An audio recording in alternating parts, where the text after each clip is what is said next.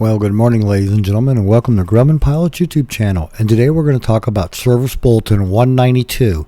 It affects the aft fuselage section of the stabilizer. It's different from the AD that recently came out, but let's go ahead and explore what's all in Service Bulletin 192. We would like to ask you please subscribe, hit the like button, and hit the notify to stay current with our content.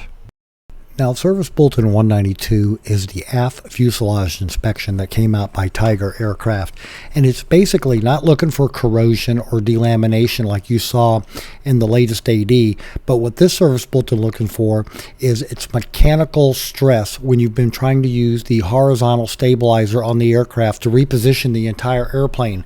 It wasn't designed for that kind of stress, so you'll be putting pressure on the bulkheads in the back, both the Traveler, the Cheetah, and the Tiger, but especially it was the Tiger and it was the Cheetah in that back section. So that's what you want to worry about.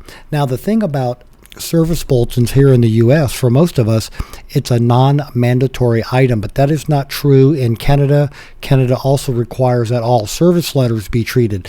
Now, it's a good idea in America to look at service bulletins and service letters for your aircraft. That way nothing creeps by. And when you do find one that has been fixed, you're going to find a row of rivets. It may have the distorted or damaged structure that may or may not have been replaced with new angles, but anyway, the rivets in there are what you're going to be seeing going down that line.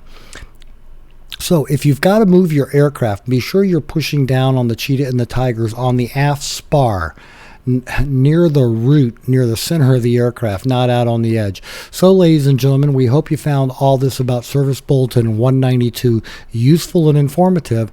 Thanks so much for watching, and have a great day flying your Grumman.